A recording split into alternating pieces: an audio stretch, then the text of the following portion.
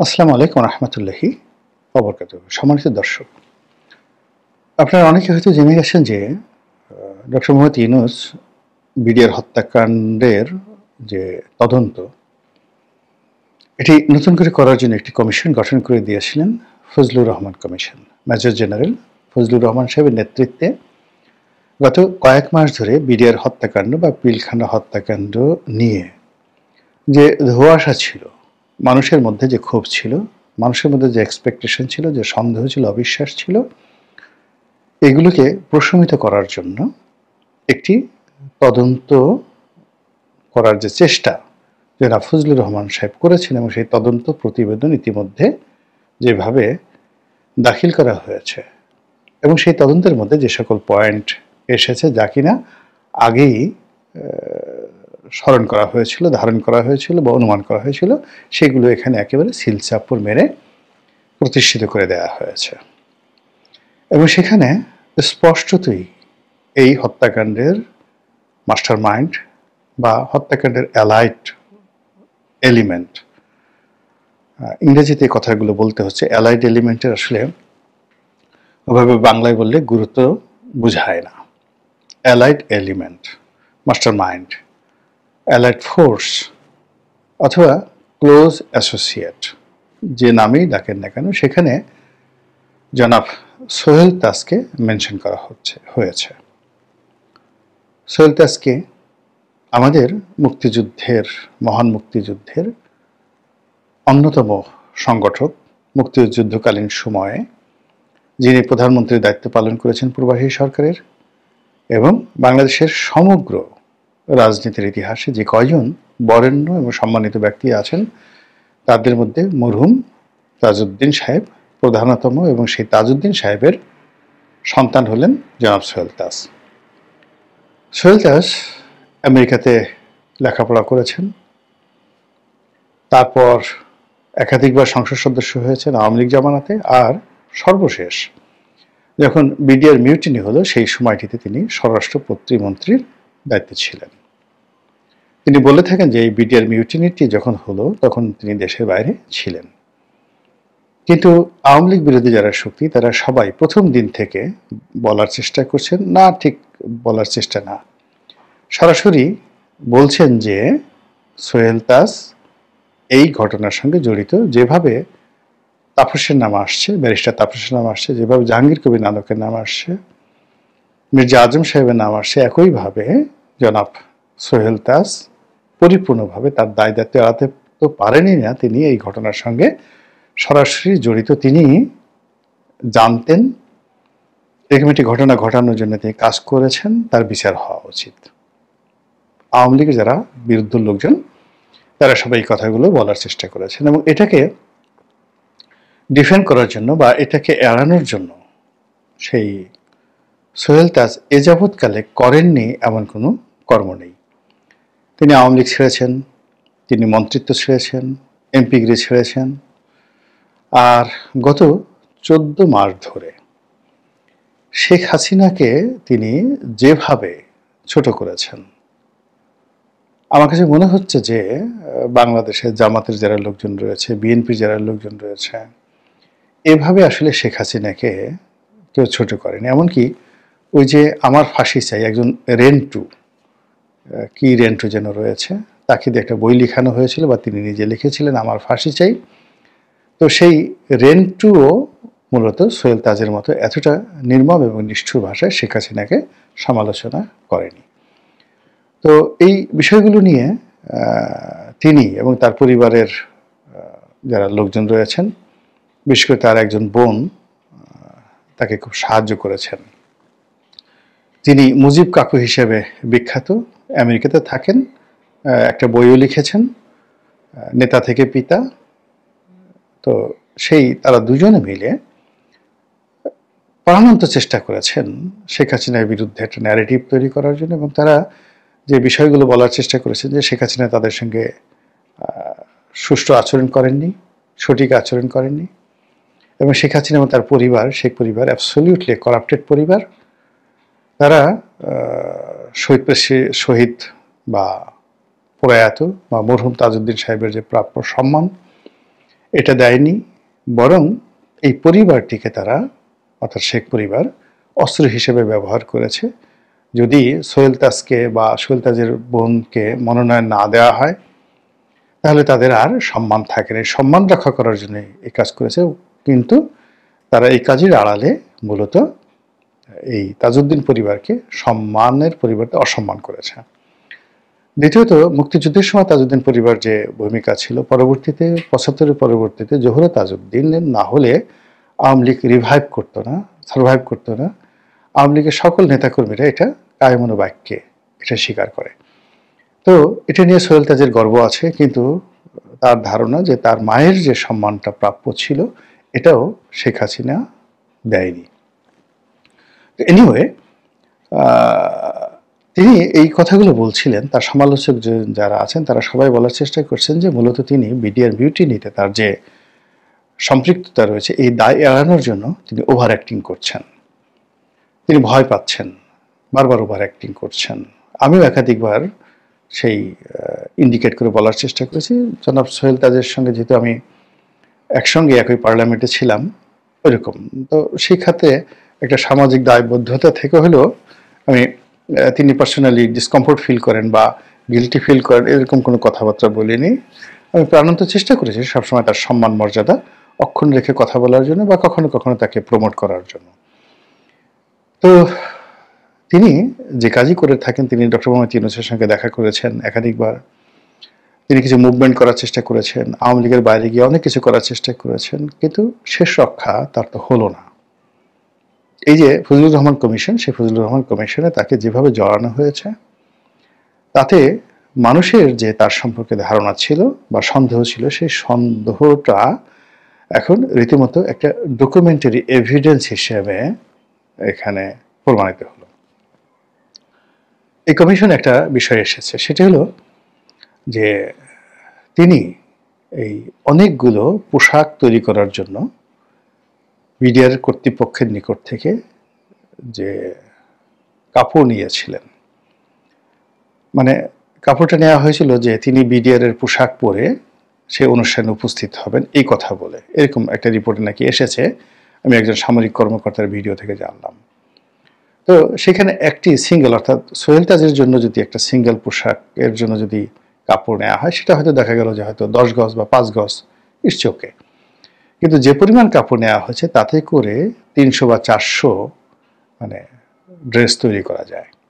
সবাই ধারণা করছেন যে এই বিডিআর এর ড্রেস ওই কাপড় দিয়ে তৈরি করে ঘটনার দিন তাদেরকে বিডিআর সাজিয়ে অস্ত্র হাতে সেই পিলখানাতে পাঠানো হয়েছিল। এটা একেবারে নতুন একটা অভিনব একটা জিনিস, যেটা অকল্পনীয় একটা বিষয়। মানে সবচেয়ে যে বড় হেটার রয়েছে, সমালোচক রয়েছে, সোহেল তাজের যে সকল হেটার রয়েছে, তারাও এই ধরনের কথা কখনো কল্পনাও করতে পারেননি তার বিরুদ্ধে বলার জন্য, কিন্তু সেই জিনিসটি এখন এই তদন্তের রিপোর্টে চলে এসছে। এখন এটা তিনি কিভাবে সামাল দেবেন এটা তার বিষয়। তাকে বিদেশে যেতে বাধা দেওয়া হয়েছিল কয়েকদিন আগে, তিনি হাইকোর্টে রিট করে তারপরে বিদেশে যাওয়ার অনুমতি নিয়েছিলেন। তখনই আমার মনে হয়েছিল যে ডাল মে কুছ কালা হয়। কিন্তু আমি একটা ব্যাপারে মানে এখানে আমার দুর্বলতা, সেটা হলো আমি মনে করেছিলাম যে এই তদন্ত রিপোর্টটি আর আলোর মুখ দেখবে না, আর ফজলুর রহমান সাহেব যে কমিশন করা হয়েছে তাকে প্রধান করে এই কমিশন সম্ভবত কাজ করতে পারছে না। এর কারণ হলো সেনাপ্রধান ওয়াকারুজ্জামান বেশ কিছুদিন আগে এই কমিশনকে উদ্দেশ্য করে একটি সতর্কবাণী দিয়েছিলেন।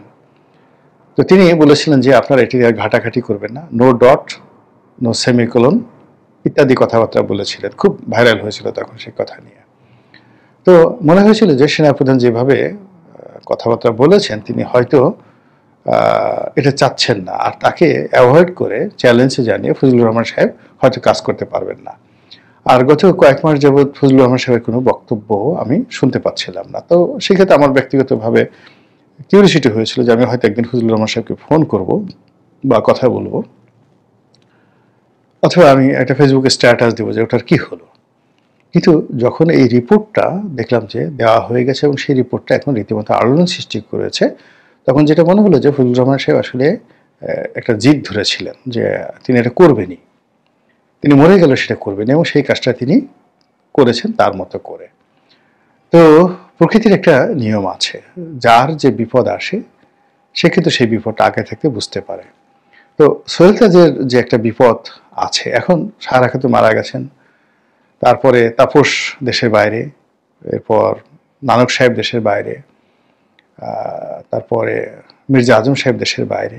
তো সম্ভবত এখন বাংলাদেশে সোহেল তাজ আছে। সোহেল তাজ মধ্যে বিদেশে গিয়েছিলেন। তো তিনি যে সন্দেহ করে যে কাজগুলো করেছিলেন সেটা ঠিক আছে, কিন্তু তিনি সতর্ক হননি। তিনি বিদেশে না যাওয়ার পরিবর্তে বাংলাদেশে থাকার চেষ্টা করেছেন, এবং হি ওয়াজ ওভার কনফিডেন্ট যে যেহেতু তার সঙ্গে প্রধান উপদেষ্টার একটা ভালো সম্পর্ক রয়েছে, কাজেই তার বিরুদ্ধে কিছু একটা হবে না। কিন্তু এটা হলো যে শেখ হাসিনা চাইলেই তিনি ইচ্ছা করলে অনেকে উপকার করতে পারতেন না, আর চাইলেই অনেকে ক্ষতি করতে পারতেন না। এখন ডক্টর মোহাম্মদ ইউনূস চাইলেও অনেকে ক্ষতি করতে পারেন না, আর চাইলেও কাউকে তিনি উপকার করতে পারেন না। এই রাষ্ট্র একটা সিস্টেমে চলে, এবং এখানে যে কোনো জায়গার থেকে যে কোনো মানুষ একটা কমপ্লেক্স তৈরি করে ফেলতে পারে। তো সেই দিক থেকে ফজলুর রহমান সাহেব যে কাজগুলো কর্ম করছিলেন তার একটা ইন্ডিকেশন ছিল যে সোহেল তাজ যেন বিদেশে যেতে না পারে। সম্ভবত এরকম একটা গোয়েন্দা রিপোর্ট ছিল। তার প্রেক্ষিতে যখন তিনি যেতে পারলেন না, তখনই আমাদের বোঝা উচিত ছিল, বা সোহেল তাজের বোঝা উচিত ছিল, ডাল মে কুছ কালা হায়। তো তিনি এটাকে একটা অর্ডিনারি ঘটনা মনে করেছেন। আমরা সারা দেশের মানুষ ছি ছি ছি, সোহেল তাজের মতো একটা মানুষকে যেতে দেওয়া হলো না। আবার অনেকে চিৎকার করে বলেছেন যে এত দালালি করে লাভটা হলো কি, এত যমুনার সামনে গিয়ে বারবার মাথা নুয়ে, বা ডক্টর মোহাম্মদ ইউনূসের সামনে গিয়ে তাকে কিভাবে ব্যায়াম করতে হবে সেই জিনিসগুলো তাকে শিখিয়ে তোমার লাভটা হলো কি, এরকম নানা কথা রকম বলেছে। তারপর তিনি লন্ডনে গেলেন, না আমেরিকাতে গেলেন, এবং সেখান থেকে আবার তিনি বাংলাদেশে ফেরত আসলেন। এখন কোথায় আছেন আমি জানি না। তিনি যদি দেশে থাকেন তাহলে এই যে রিপোর্ট, এই রিপোর্টের প্রেক্ষিতে তাকে নিয়ে কী হয় এটা এখন একটা দেখার বিষয়।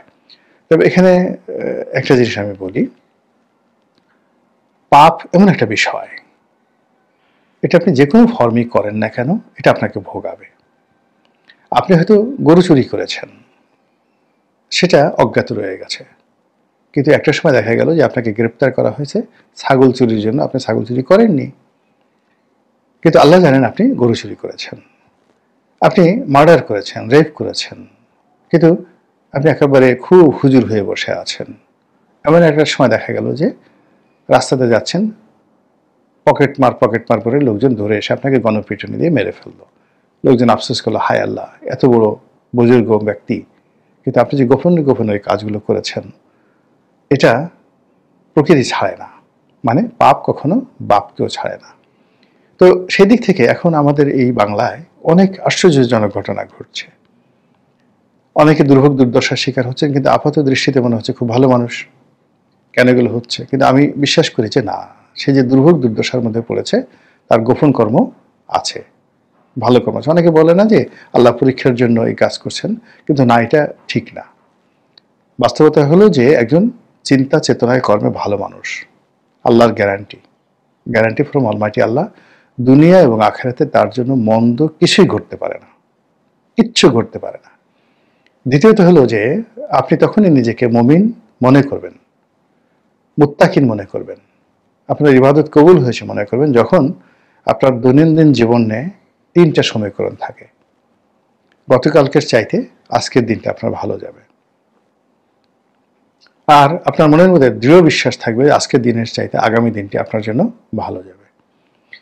এই বিশ্বাসটা যতদিন পর্যন্ত না হবে এবং এই ঘটনাগুলো না ঘটবে, অর্থাৎ এভরিডে দেখবেন যে গতকালের চেয়ে আপনার দিনটা অবশ্যই ভালো গেছে।